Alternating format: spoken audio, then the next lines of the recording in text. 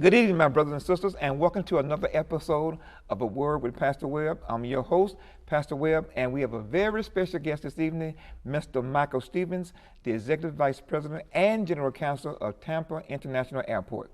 Please help me to salute and celebrate my friend and brother, Brother Mike. How you doing, Doc? I'm great, Pastor. It's great to be here with you today, man. I've been looking forward to this. You know, we've been working on getting this going for how many months now? At least 6 months, at least. At least. So out of all those twists and turns, I think the day is the yes, day. Sir.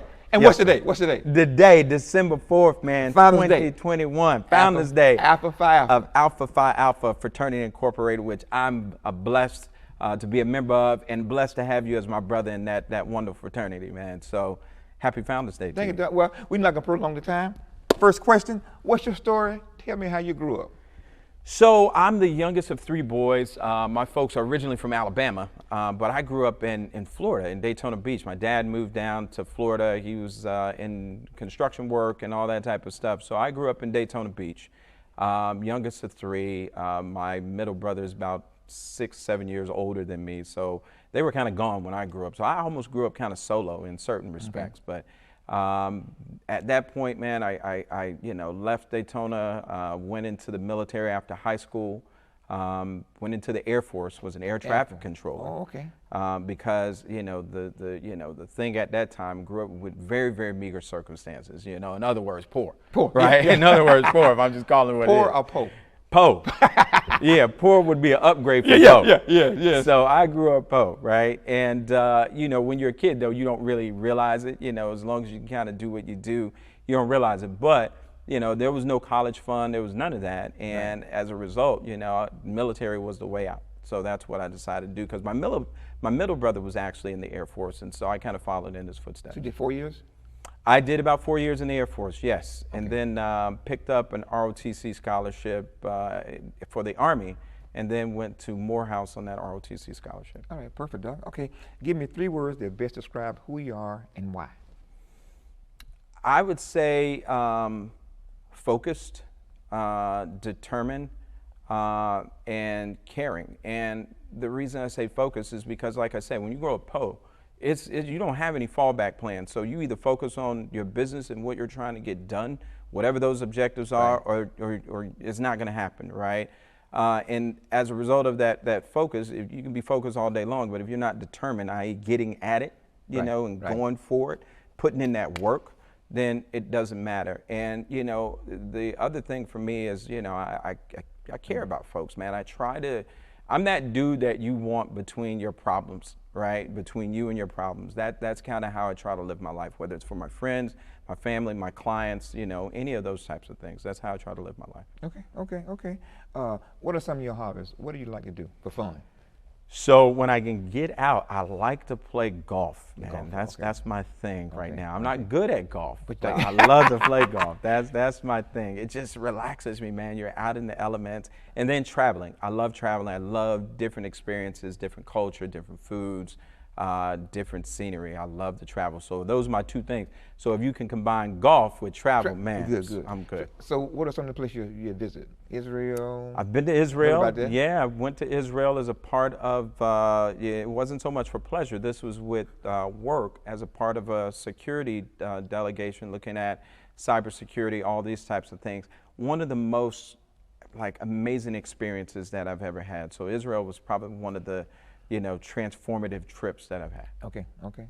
Now talk about your job. I know you're the Executive Vice President, General Counsel at the airport. You're the HNIC. Talk to me. You know what? First of all, it's a great organization. I've been a part of a number of organizations from, the frats, the 2 branches in the military, all that type of stuff, you name it. But Tampa International special organization. And one of the reasons why is because that team is about excellence out there. So when you join a team like that, it's as iron sharpens iron, so does one man sharpen another. And so it's that type of thing. And when I joined the organization, they were already just crushing it. Just record quality scores and all of their reviews, all those types of things were really great. So you wanted to be a part of a team. So I joined it as the general counsel, which means I'm responsible for all the legal stuff that happens. People sue us. My team, we're responsible for defending it. All those types of things, contracts, you name it. But as I've been there, the role has grown. So I also am responsible for IT now, for information technology. I have human resources. I have business diversity.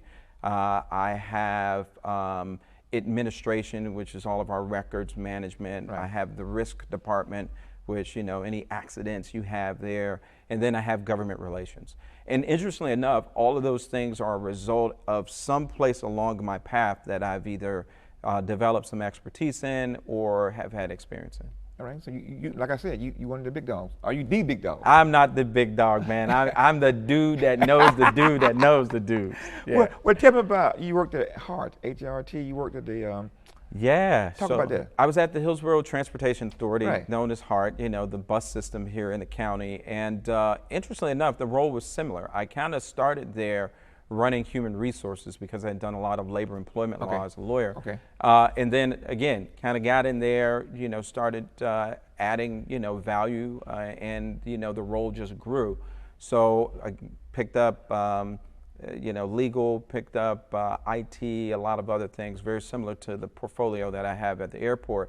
I stayed at HART about 6 years, felt like I was able to add a lot of value, but you get to that point where you want to look at what's the next level. So decided to pursue the airport opportunity and been there 6 years now. So it's all worked out. Did the airport recruit you, or did you?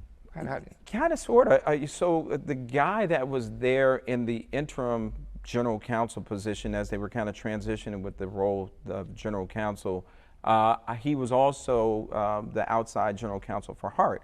And he was like, hey, you should throw your hat into the ring for this. I'm like, nah, I think I'm good. But then just something on my spirit, it just seemed like it all connected because, like I said, I started my professional career as an air traffic controller. So it all kind of came 360 full circle. Now there's this airport opportunity that seemed to fit me perfectly. Yeah. Okay, now you've been giving legal advice for over 20 years. Have anyone ever challenged you? And when they did, how do you feel? You know what? I welcome challenges for my legal advice. You know what anybody that will tell you, whether it's you as a pastor or any profession, a doctor, whatever, you have to take your ego out of it. Okay. I'm there to give you a resolution to your problems, right? To give you some insight. And if you don't challenge it, if you just take what I'm saying as, on face value, then it's almost like I'm in an echo chamber. Like I'm just, kind of, giving you what, what's in my head without understanding where you want to be. And in order to do that, any growth, I don't care what that is, whether that's personal growth, whether that's emotional, spiritual, it requires challenge. So I invite challenge from my clients. Now, at the end of the day, once we go to do the challenge thing, my hope is that you will follow, the legal advice, unless you got a law degree that I don't know about. So then, that's where we are. Yeah. Well, talk about you testifying before Congress for cybersecurity. Yeah, so it's I had the opportunity a couple times now. First time was in 2018 in front of the House Homeland Security Committee on cybersecurity. Now, most people are like, well, how in the world is this guy testifying with cybersecurity? And this is what I'm talking about, these arcs of my life. When I was an Army attorney, a part of my portfolio and where I was stationed was the Army Communications and Electronics Command. They wrote all the software, a lot of the software for the Army and that type of thing. So I became, from a long time ago, that's about 20 plus years now, well-versed in technology and IT and just had a natural affinity for it. Fast forward in time, as cyber has become a bigger threat, from hacking to ransomware, all those types of things, data privacy, I've developed a good bit of expertise over the time. And so in my industry, in the aviation space, I talk at a lot of conferences about cyber, data privacy, all that. And so I got invited to testify in front of the Homeland Security Committee on how we can make our airlines and airports more secure from a cyber standpoint. And then most recently, in fact, this past November, that was 2018, the first time in front of Homeland Security.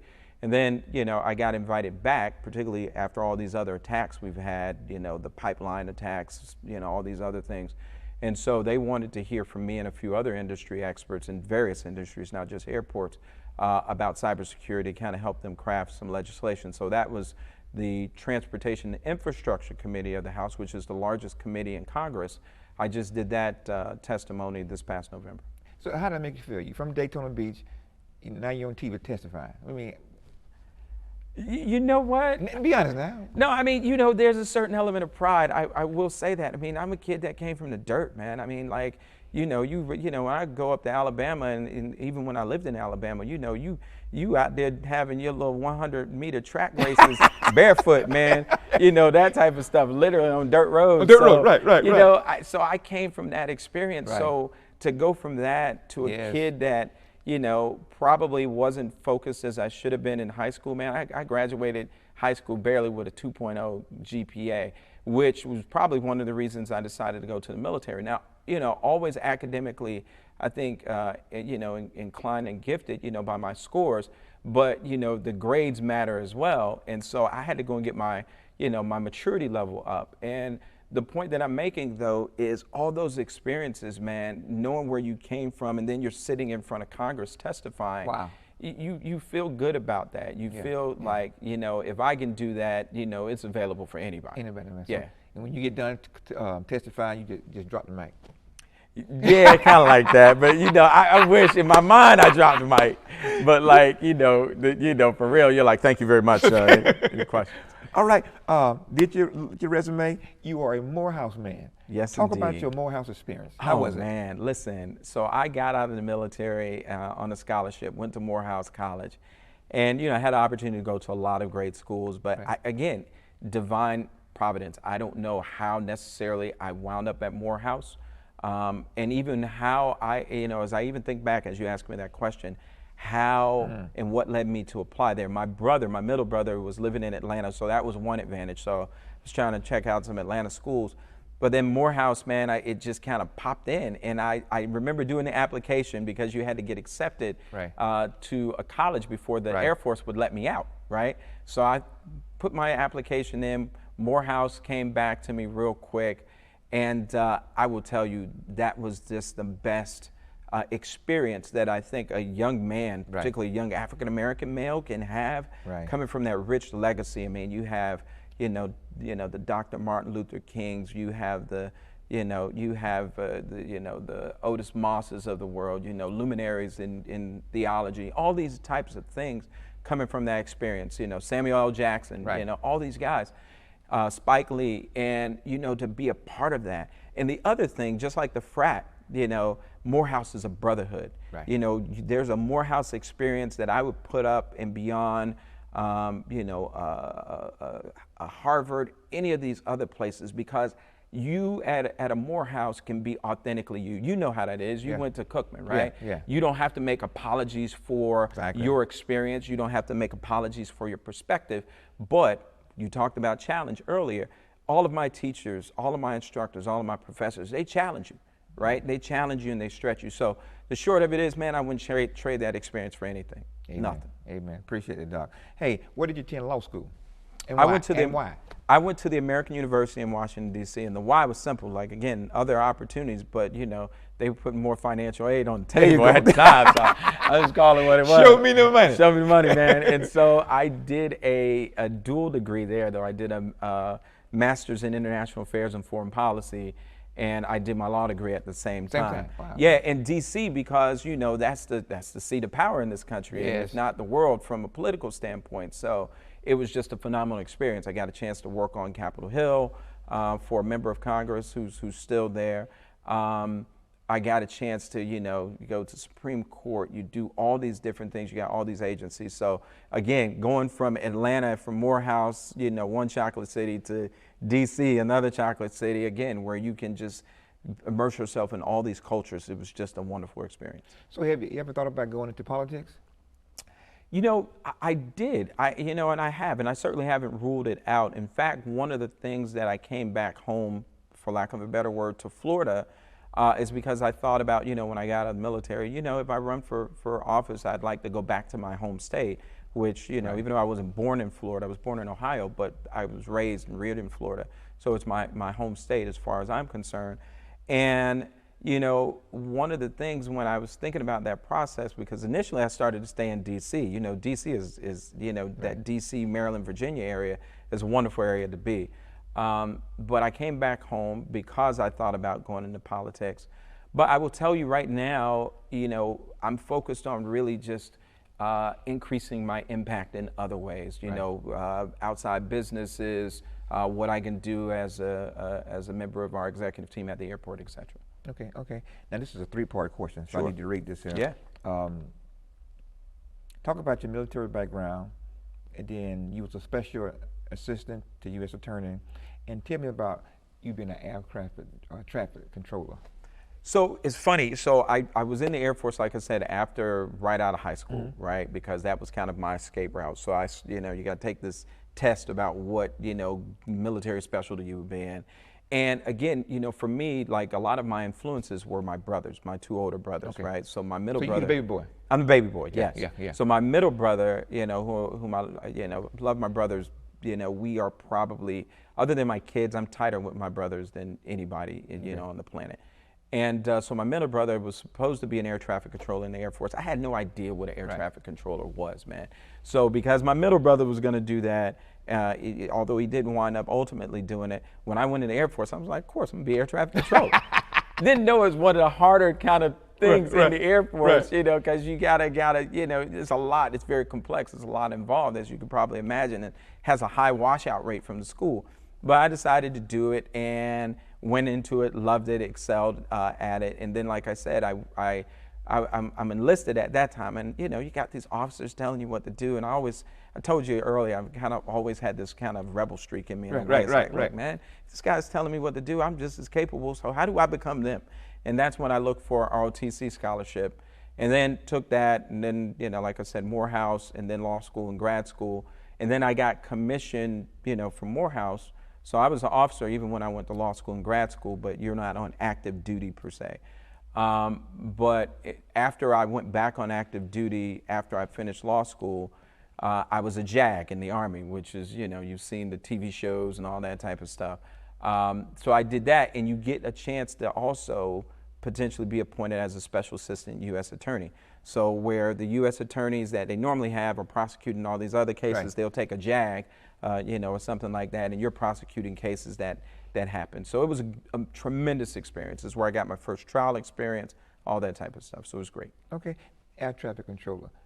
Walk me through that. So you're controlling the planes, it's coming. Yeah, man. So my first duty station was in Valdosta, Georgia, which is right up the road. So Valdosta, Georgia, at the time it was a tactical base, meaning they had fighter jets there, right? Okay. But we had, control over about 60 miles out, and then about 23 to 26,000 feet up. Right. Okay. So anything 60 miles out from where I am, if you look at it as like the center.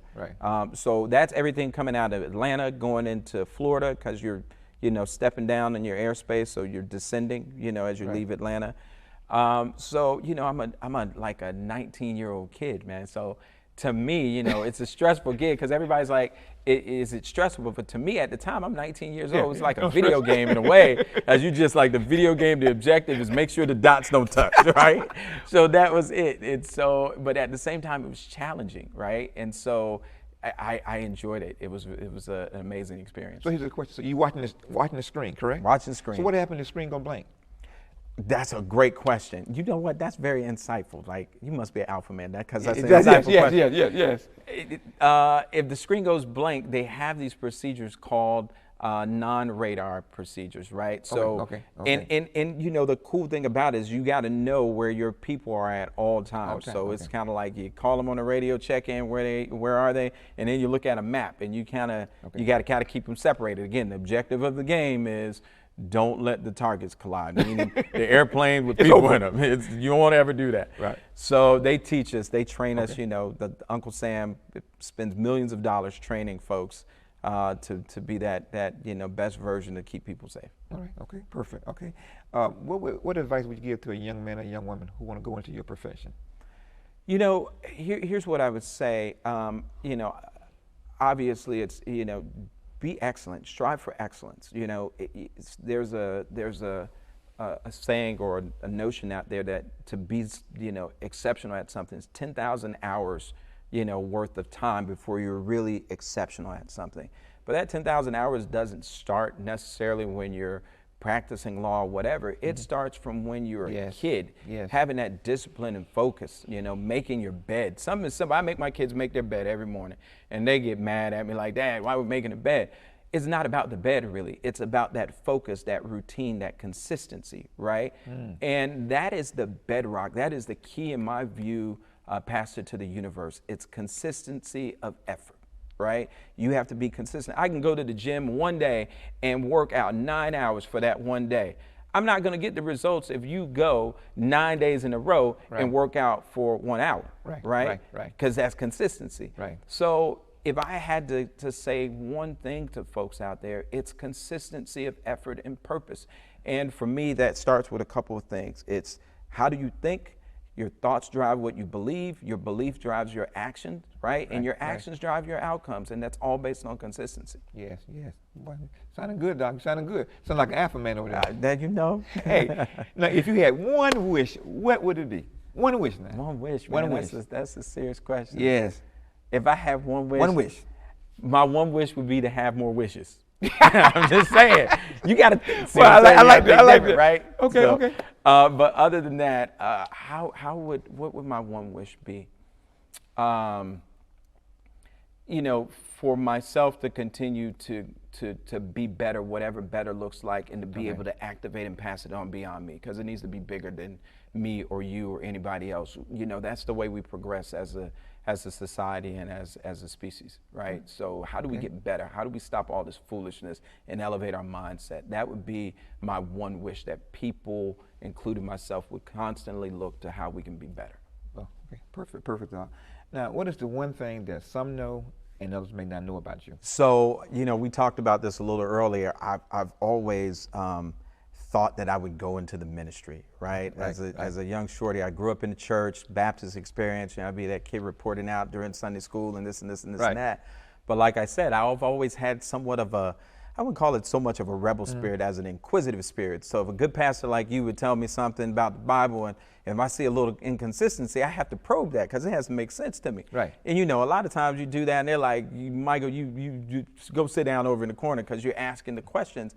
And so, but it's always been that notion to, kind of help people see things differently or stretch, what's being said to you to make it, make it more, make it make sense. It has to make sense to me, right? So now I've translated that into, instead of maybe going into the ministry, because it's something I didn't do, not that it's ever off the table, but, I minister in other ways, talk to young men and women about, how they can grow in their career, how they can be a better version of themselves, how to resolve problems. I minister to my clients in a way. So I still do those types of things. But yeah, to just make it plain, I thought I was going to be a minister. Me and my cousin used to take one of those wheelbarrows, right? One of those little wooden wheelbarrows with the handles on it? Yes, sir. We'd stand that thing up on his nose, man. So you got one stick over here, one stick over there, and we'd give a mean sermon. Just preach on it. Just preach on it, man. Just come up with something. We may talk about peanut butter and jelly. That's a sermon, right? We come up with something. So y'all was bootlegging the Exactly, right? So that's just where it's been. Interestingly enough, that's helped me through my life, whether it's speaking or, any of those types of things, because wherever our gifts come, we all come to this planet with gifts. Some of them are athletes, some are pastors, can give a word, some of them lawyers, doctors, whatever. My gift has just always been able to make things plain and connect people with solutions, right? Okay. So that's what it was. Okay. Yeah. Perfect. You talked about your childhood. Tell me some of the early mistakes you made in life that you had to overcome.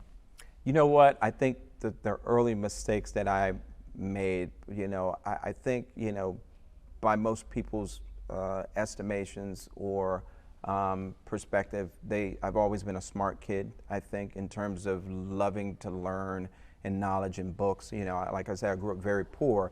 So all we had were two versions of encyclopedias. We had the World Book of Knowledge, and we had the Encyclopedia Britannica. It was like 1970-something version. So there wasn't a cable back then. At least if it was, we weren't affording cable like that. Right. And so I would just read these books, man. That was my escape, right? Or comic books, if I can get my hand on comic books and things like that. And so very, very smart in terms of knowledge, but not focused in terms of effort. So if anything, the biggest mistakes that I say that I made was not being focused, having the gifts, but if you don't activate the gifts with effort, consistent effort, so what? Yeah. And that's what I would say to anybody today, young people particularly. Figure out what it is that you want to do, and sometimes that's going to change a little bit here and there. That's the nature of it. But whatever it is, be about that work. Stay focused on that consistently with effort. All right. Okay. What has been your biggest loss or fear? That's a great question. Biggest loss or fear? Well, here's what I will tell you. Fear-wise, I try not to live off of a fear paradigm. In fact, I think that's probably why, you'd ask me earlier, what did I feel like, being in front of Congress or some of the other things that I've done. A lot of that is trying to live without fear. And I'm not talking about the type of fear that tells you, hey, don't go down that block and get in that trouble, or don't touch that hot stove. But I'm talking about the fear that immobilizes people, the fear that stops us from being the best version of ourselves.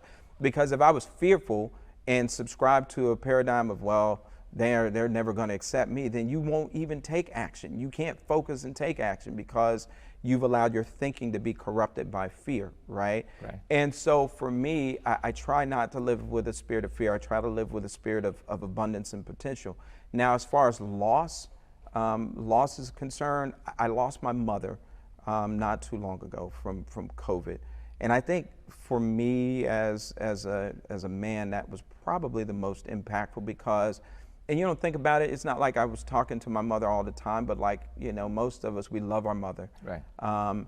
And I don't know, I know you've lost your parents, but for me, when that person that was your vessel to bring you to life in this world is gone, they're not somewhere, right? Even if you don't talk to them every day, you feel that. So I felt that loss very deeply. And, I hadn't literally, and I don't wear this as a badge of honor or pride by any stretch of imagination, quite the contrary, but I hadn't cried probably in 25 years. I was not, I didn't cry with my children born, whom I love to my bone. I didn't cry and all those types of things that, sometimes people cry for. And I always thought that it was a defect, right? In a way, because, like I said, growing up, you got to be hard, man. You got to kind of, no time to cry. And when my mother passed away, though, that loss was so deep, and I think that was her gift to me. I remember driving, I was going to work. No reason, no rhyme, nothing, just stand there going to work, but this is right after she passed. And I just started breaking down in tears. So, when I think of loss, that's probably the most impactful for me at this point. You only get one mother. Your baby boy now. But has that loss changed your perspective on life? All the things you're doing, like you this, you that, now the mama's gone, now you say, oh, wow. I wouldn't say it's changed my perspective. It's amplified my perspective in this way. When you're a kid, the only thing we want when we were really little small kids is to be grown-ups, to be older, right? When you get older and you start having your own kids, you want that time to slow down, man. You're like, hey, look, these kids are growing too fast. My son is 11 years old, and he's right here on me. Probably by this time next year, he's going to be taller than me at 12 years old, right?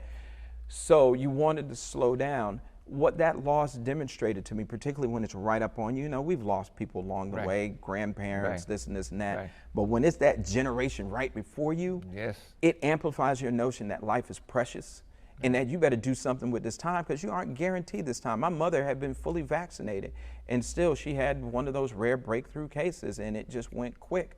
And in my mind, it's one of those things where you're like, man, I should have called her more. I should have done this more. Thankfully, I was able to go and see her with the kids, maybe a month and a half before, she passed away, which was a blessing. But again, what it amplified in my mind is we are not guaranteed tomorrow. We're not guaranteed next month. Stop putting off things that you can do right now, whether it's call somebody, or telling somebody you love them, or going and writing that book, whatever it is, man, you got to get about it. You know, you got to be about it. Right. So. All right, Doc. What are you most proud of? What am I most proud of? You know, I'm proud of where I am after the journey, man. You know, so far along this journey, you know, kind of starting where I started, being able to have the experiences that I've been able to have, been able to touch and impact the people that I've touched and reached in some small way. I'm proud of just the progress of the journey, including the potholes, including the shortcomings and pitfalls, because those are part of the process too. You know, those are part of the journey. You know, we were laughing, we talk about, you know, Alpha Phi Alpha, you know, or whatever. We all went through a process to get through there. Yes. And without the process, right, you can't appreciate the journey so much if you don't go through something along the way. If they just handing out accolades, then so what? What are we talking about, right? Right. So for me, being able to look back, because, you know, I'll just wrap it with this. You know, a lot of times it's not where you're standing that's the measure. You know, a lot of people can say, oh, you're the general counsel. That doesn't matter to me, man. You know, I'm proud of that. But the thing that matters to me most is when I look over my shoulder and I see the path that I cut, right? And I realize that I'm still here and I still have value to add. Amen. That's what I'm proud of. All right. That's it. So if you could trade places with one person, who would that be? One person, man, that's a good question. I don't know. I'd have to say Barack Obama, man. I like to see what that dude's doing on his regular. I mean, you know, I just love the kind of the notion, again, when you talk about journeys, right? Right. This is a dude that got the floor mop with him on the south side of Chicago when he ran for Congress, right? By, I think it's, you know, the congressman from south side of Chicago. He pivots and then goes and runs for Carol Moseley Braun's open seat. Becomes a senator. Nobody knew the guy's name, funny names, senator from Chicago. That DNC speech where it's like, boom, boom, right? So that journey, I love stories that are rich like that. I'd love to kind of step in that, you know, if you know, step into his shoes for one day. And if not that, just sit down and just vibe with Barack Obama about, you know, that process and that journey. That would be cool with me. So Barack, okay. All right, Reverend Mike, question for you. What's that? How has God played a role in your success? God. He's the reason for the success, and that's not one of those corny platitudinal answers, man. That's just real talk. For me, without having faith that it is not about, you know, me, or having an understanding, an inherent, real understanding, even from a little shorty, man, there are places and things that I've been through, I should not be here. Amen. I should not be sitting here, right? That's nobody but God. Okay. So how could you talk about success? How could I talk about success without recognizing the author and the architect of that success, right? So it's just been that from the jump, man. My grandparents, my grandfather, you know, grew up in Jim Crow, Alabama, man. No more probably than no more than sixth grade education, raised 15 kids, man. I'm the legacy of that. And I'm not saying everybody was crushing it by any stretch of the imagination. They went through their turmoil and their trials and tribulations, but he always instilled that word in us. He always instilled in us the notion that there is a higher power that you have to be accountable to, that you have to be cognizant of, you know, and it's not about you, it's leaving that legacy. And the only way that you can do that success is because God gives you the grace and the breath in your lungs to do and be and think. That's it, man. There ain't no success without God. Amen. But you preaching that, That's what it is. Yeah. Can we take the love offering now? Hey, man, we're taking love offering. I'm always good for the love offering. All right, Doc, 2 more questions. In closing words, any closing words you have for the audience? Anything deep, inspiring you can say? You know what? I'll go back to what I said before, man. Anything is possible. It is not where you are. It's not a measure of your success or your failures when you just look down at the ground under your feet. It's where have you come from, but more importantly, as long as you breathe and as long as you think, believe, do, and act consistently with purpose, where you can go, right? We are not a sum of where we are right now at this moment. We are a sum of where we've been, Amen. right? Amen. And then we are the possibility of where we can go. So my thing is just stay focused, stay about a goal, because, you know, if you don't have a goal, how can you hit a target if you don't even know what you're aiming for? That's true. So you just got to stay consistent. Well, Brother Mike, as we wrap this up, thank you for coming on the show. Thank you, Frat man. brother, you're a great man of God. But the final question, what's the best talk show in the land? Come on, man. You know what it is. It's a word with my fraternity brother, the one and only Pastor Webb, for sure. God bless you, brother. No question. Until next week. God bless you, too. God bless you. Real good.